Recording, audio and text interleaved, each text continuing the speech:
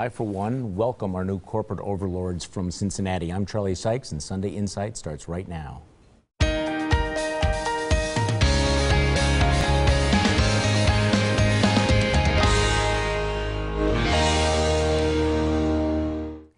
Good morning and welcome to Sunday Insight. In the week that was, a lot of news and a lot of it bad news. A German plane has apparently deliberately crashed into the Alps. A Wisconsin state trooper dies in a shootout with a bank robber. Saudi Arabia and Iran may be headed for a proxy war in Yemen. Sergeant Bo Bergdahl was charged with desertion. He was the guy that we swapped for the 5 Taliban commanders. Great deal, wasn't it? Ted Cruz jumps into the race for president. And closer to home, the U.S. Supreme Court gives Wisconsin a green light to use photo IDs for voting. Opening day is just a week away, and the Badgers advance to the Elite Eight. But we start with next week's election, and yes, there is an election, believe it or not. Not a lot of fireworks so far. But two high-stakes votes for Wisconsin State Supreme Court. Conservative Judge James Daley is challenging incumbent Justice Ann Walsh Bradley for a 10-year term on the court, and voters will be asked to vote on a referendum changing the way the court's Chief Justice is chosen. Right now, the Chief Justice is chosen by seniority.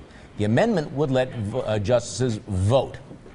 Joining me on our panel this morning, defense attorney Dan Adams, former state representative Michelle Litchens, political strategist Lynn DeBruin, and the managing editor of WriteWisconsin.com, Colin Roth. Colin, we've had some very, very high-profile Supreme Court elections in Wisconsin. Am I wrong? This one just does not seem to have generated that much juice. Yeah, it's really unfortunate. Conservatives have a lot at stake in this race.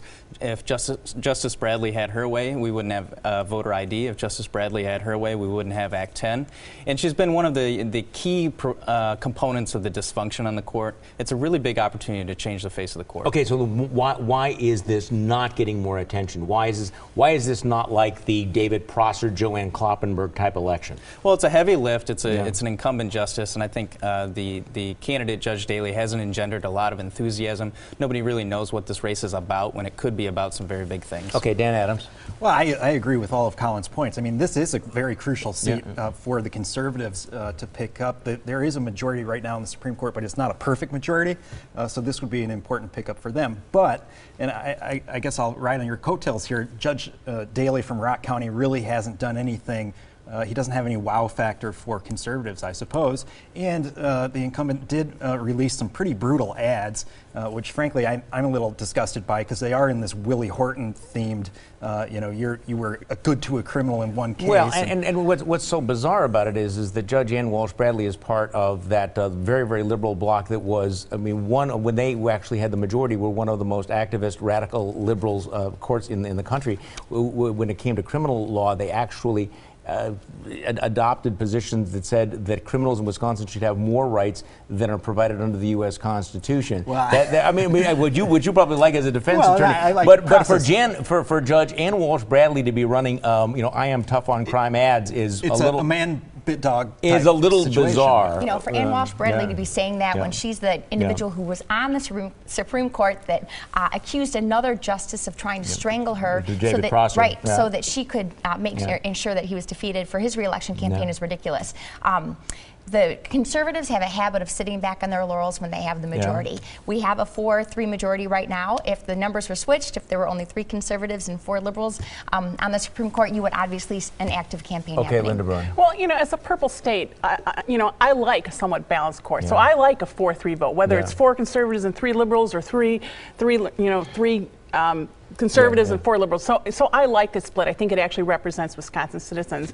I do agree that Ann Walsh Bradley's ads, which so far have really been on radio and online, they haven't been on TV yet. Well, there have been some TV. Have been pretty vicious. But the door was open for her because it was a conservative talk radio host, Mark Belling, who announced that Daley was a miserable candidate, not fit to run, and used a specific instance. And I think that this follows the trend of not just in this case and judges doing this, but a lot of political candidates picking out one particular vote and ripping people to shreds. What's really unfortunate in the dumbing down of this race is because, you have the domestic violence, even child abuse cases, where if somebody doesn't want to testify, there are going to be plea bargains. It's not wonderful, but it happens. What's unfortunate about it is you have a real philosophical gap here between liberals and conservatives on the court. There are major issues about constitutionality, about federalism, about the role of courts in overseeing the legislature. And it would be nice to have a debate like that. And I say it would be nice to have a debate like that because in the past, I think when voters have had to choose between people with conservative legal philosophies and liberal legal philosophies, conservatives have done well. Let's talk about the referendum, though, because I know a lot of groups have put a lot of weight into this. This is obviously, at least in part, targeting the liberal Chief Justice Shirley Abramson, who has been there pretty much forever. That one seems like an easier sell if people are paying attention. Are they paying attention to that referendum? Because referendum issues are never the sexiest things in the world. No, and it's very interesting that you actually see some third-party ads for this, the constitutional question, but not necessarily the Supreme Court race, which you would think would be the opposite if you wanted to push one of those. But I think it's good public policy, the question of whether they should elect their chief, and I think we're only a handful of states, maybe 7 or 8, that do it this way. It's a strange way of doing it. It'd be like having the principal of the high school be the oldest teacher. Right, well, it's like kind of asking Mike Ellis to run the Senate because he'd been there since the 1970s, which I don't think anybody was encouraging. But we're one of 5 states that actually has this, where you have the oldest member of the court as the Supreme Justice. But I actually see a real reason for the constitutional amendment happening, really bettering the state. The only argument against this is if it ain't broke, don't fix it. But it's obviously broke. I mean, you have it's not broken. It's fine. The Chief Justice only assigns cases. You know, she can't make a majority. Well, there's a lot of power there, and the thing about this is that you have had liberal and conservative justices who have raised objections about Shirley Abramson's leadership of the court, but there's nothing they can do about it. You know, once you become the chief, you stay the chief forever and ever and ever. So what has your glass half full this week? What has your glass half empty? Let's go around to the table. Dan, you're first. My glass is half full because a federal judge ruled in favor of Wisconsin women and struck down a law requiring doctors who provide abortions to obtain admitting privileges in local hospitals. The law has nothing to do with patient safety. My glass is half empty because the invasive ultrasound requirement included in the same bill was not challenged and remains Wisconsin law. Michelle. My glass is half empty because Angelina Jolie had her reproductive organs removed in hopes of avoiding ovarian cancer. It is half full because she's giving a lot of women the strength to do the procedure when they may have no other choice. Linda Bruin. Well, my cup is half full because the Obama administration followed our military tradition of bringing our soldiers home when they traded 5 Taliban leaders for Sergeant Bergdahl last year. But my cup is half empty because Bergdahl is now being charged with desertion. If we'd clearly known then what we know now, perhaps 5 for 1 wouldn't have been the deal. Colin Roth. My glass is half full because the death of the John Doe investigation could and should come any day. It's half empty because leaks from the investigation continue to smear completely innocent individuals involved in completely legal activity protected by the First Amendment. Well, my glass is half full because the Milwaukee Bucks owners say they are working on a master plan for a huge sports and entertainment district downtown. My glass is half empty because where is it and who's going to pay for it? I'd kind of like to know.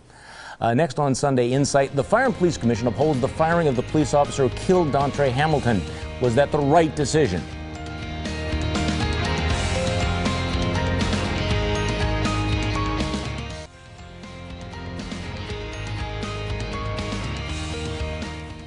Two police shootings in the news this last week. In Fond du Lac, a young state trooper is gunned down in a shootout with a robber who was also killed. The third man was also shot to death during that crime spree.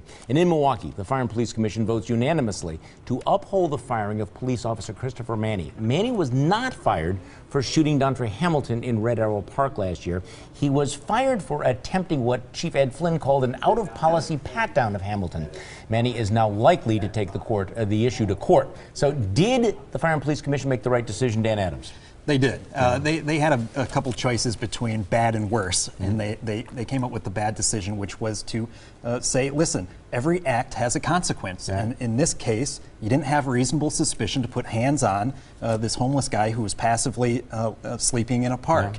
And while in 999 cases out of 1,000, nothing would have happened, right? But in this case, there was a consequence. It was a dire consequence, and the person who has to pay for that is the officer who put hands on. Okay, but has anybody ever been fired before for using their judgment to pat down somebody they think might pose a threat to them? Well, mostly, and by the way, what message does that send to rank and file cops? Mostly, we never hear about this because either no case results, the person goes on their way and they feel afflicted themselves, or there's a criminal case where the evidence is thrown out. That's primarily where we hear about these cases. Michelle Litchens, I mean, again, this is not about the shooting. This is about the pat-down. Right, and I think that they did not make the right decision. I think 3 of the 97 questions they asked the officer were about the pat-down. The rest were all about different things that happened. They never discussed how many times Manney had arrested people previously that were homeless, that were carrying concealed weapons. It happens on a regular basis, so he felt he did have a reason for a pat-down. I think this really brings up the idea, though, or we should be talking about having 2-man patrols again.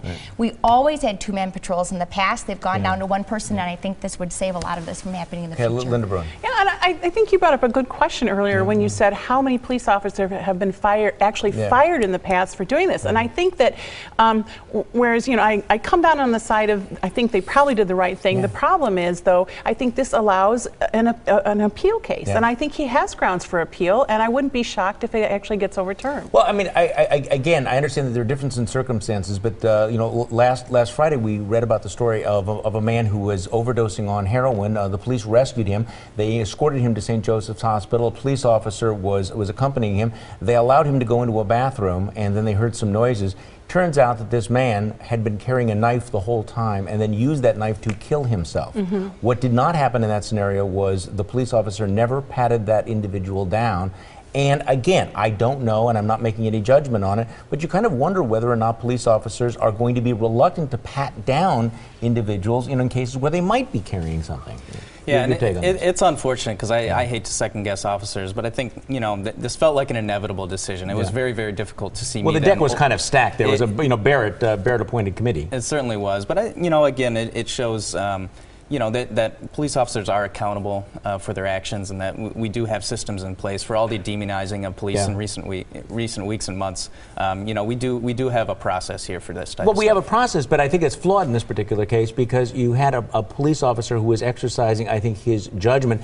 There are about 150 police officers on average over the last 10 years who die in the line of duty. 50 of them are shot. It is not paranoid. It is not bizarre for police officers to approach any sort of an encounter with a certain amount of caution. And I think we saw that up in Fond du Lac. The reality is that this officer is an experienced officer. In his judgment, he saw a bulge in his pocket, and he did not know. And there have been incidents involving Dontre Hamilton before. I think what's most unfortunate here is that Chief Ed Flynn, who came into office saying that he was going to stand behind his men, he was going to support his men, he was not going to nickel and dime them or question their judgment, is now in the position of firing somebody for doing a pat-down. Now, you may not want to hear it, but we will tell you anyway. Let's hand out some unsolicited advice. Dan Adams, you're first. The Milwaukee County Board, congrats on imposing your irresponsible plan to give away free bus passes, despite no one asking for this new entitlement. Here's the advice. Perhaps be honest with taxpayers about how much this will actually cost. Michelle Litchens. Well, with yet another couple charged with $150,000 of food stamp and Medicaid fraud in Whitefish Bay, the state needs to hire fraud investigators. Even though it will cost taxpayers money up front, it is the right thing to do. Linda Bruin. Scott Walker is getting a reputation for flip-flopping on his policy decisions in order to get the support of different constituency. First, he flip-flopped on ethanol, subsidies, and now he's flip-flopped on pathways to citizenship. My advice is that the governor figure out what his positions are and stick to them. Colin Roth. My advice is for conservatives, don't sit out the April election. The Supreme Court election and the constitutional amendment are extremely important if you care about conservative reforms and the rule of law. Well, my advice, my unsolicited advice, is if you are in any way involved with that petition campaign to have Paris Hilton removed as a DJ at Summerfest, you probably have way too much time on your hands. Next on Sunday Insight, is the financing for a new arena in downtown Milwaukee in trouble?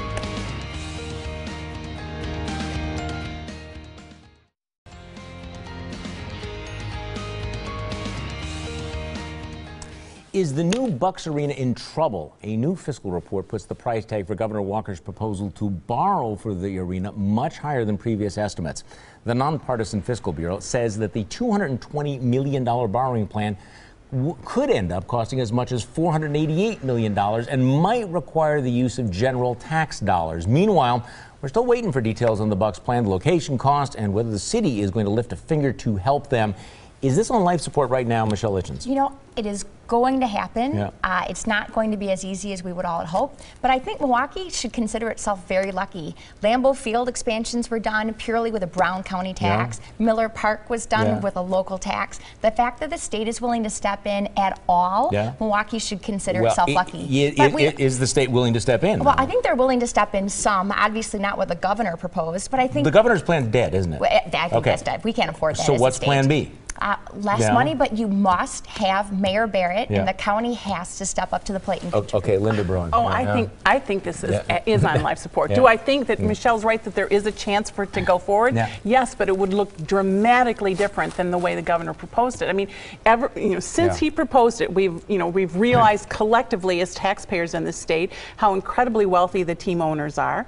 We've learned that in the last 9 months, the value of the franchise has gone up by $50 million alone in 9 months without a stadium because the current stadium is raking in money for them. So the dynamics have changed. And if you look at places across the country, there's a growing number of stadiums that are being built without taxpayer support. There's really one. And part of the problem, of course, is you're talking about a loss of a lot of revenue to the state, plus you have the Bradley Center, which may have $100 million in maintenance costs. So what is this new plan going to look like? I mean, there's kind of a reality check here because I think everybody's been figuring that, okay, we got that Walker plan there, but when the Walker plan is gone, what's left?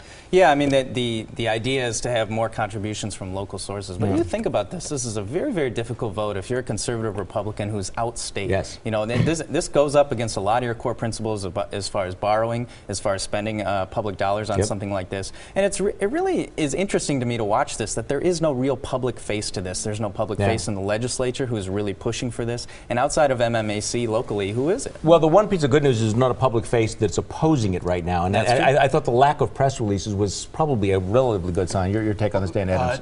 The Bucs should draft Frank Kaminsky, and they can print their own bonds in this thing. This is a dynamic negotiation. It's happening. I agree with Michelle. It's going to happen. We just don't know exactly what the finance package is going to look like, but we do know that the Bucs need to release what their ancillary development's going to be, because that's the thing that the TIF financing will attach to. If it's going to happen, a lot of people have to budge. I mean, Governor Walker's going to have to acknowledge that his plan is gone. The Bucs owners are going to have to acknowledge they will have to come up with more money. I don't know, they don't want to.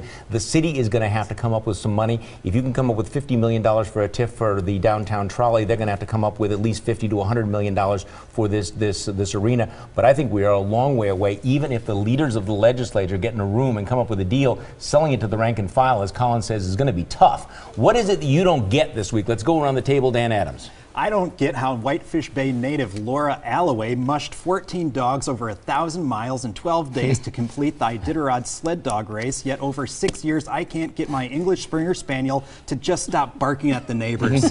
Michelle Litchens. Charlie, what I don't get is why news outlets made a bigger story out of One Direction losing a band member than the Iranians taking over Yemen. Lynn. Well, in the United States, the FAA requires that 2 people remain in the cockpit of commercial airliners at all times. What I don't get is why it took the Germanwings crash and 150 deaths for airlines in other countries to adopt this standard. Colin Roth. What I don't get is how Obama can be such a terrible negotiator when it comes to Iran, but Republicans in Congress seem unable to extract any concessions out of him. Depends who he thinks is the enemy. What I don't get is how any human being, no matter how depressed they were, could fly an airplane with 150 people into a mountain. It is genuinely incomprehensible. Now, next on Sunday Inside, our panel picks the winners and losers of the week. But first, here's your morning news update. It's time for our panel to pick the winners and losers of the week. Dan Adams, you are first. My losers this week: state of Indiana Republicans for enacting a law that allows businesses to discriminate against same-sex couples. Already, major employers like Salesforce are announcing their intentions to move to states that don't discriminate against their employees and customers. My winners: the business and civic leaders who are standing up to this legislation. Discrimination is wrong, but it's also anti-business. Modern companies need to attract the best talent. This type of law kills enterprise. Michelle Litchens. A change from all the negative stories about the NFL last year. My winners this week are the Cincinnati Bengals. They released Devin Still until they learned his daughter had stage 4 cancer, so they brought him back on the practice team so he could retain his health insurance. Good news, Still made it back onto the roster and his daughter's cancer is in remission. My loser is the Eau Claire County judge who evicted an Amish family from their home for not following building codes and installing smoke detectors. Most counties in the country with Amish populations do not hold their old order Amish to modern building codes. Linda Bruin. Well, my winners are our veterans. The veteran unemployment rate has dropped to 5.3%, which is lower than our country's unemployment rate and the lowest it's been since 2008. My loser is Michelle Wilkins. Michelle was 7 months pregnant when her baby died after a stranger cut her baby from her womb. Now, prosecutors say the attacker won't be charged with murder, and a so-called Christian state legislator announced that the baby was deliberately killed by God as revenge against a pro-choice country. How much worse can things get for Michelle and her family? Colin Roth. My winner this week is voter ID, which after too many years and too many court decisions is now the law of the land. My loser this week is the Obama administration, who are making so many concessions to Iran that our allies in Europe and the Middle East are expressing serious concern. Well, my winner, I don't know if it will affect the outcome of elections, but voter ID means that a lot more people will have confidence in the integrity of our electoral process, and that's worth something. Loser, all of the groups, the critics, and the courts that dragged out the approval of voter ID for 4 years. It's constitutional, it always has been, and it never should have taken this long. Thanks for joining us. And join me for my radio show Monday morning on News Radio 620 WTMJ from 8:30 until noon. Have a great week.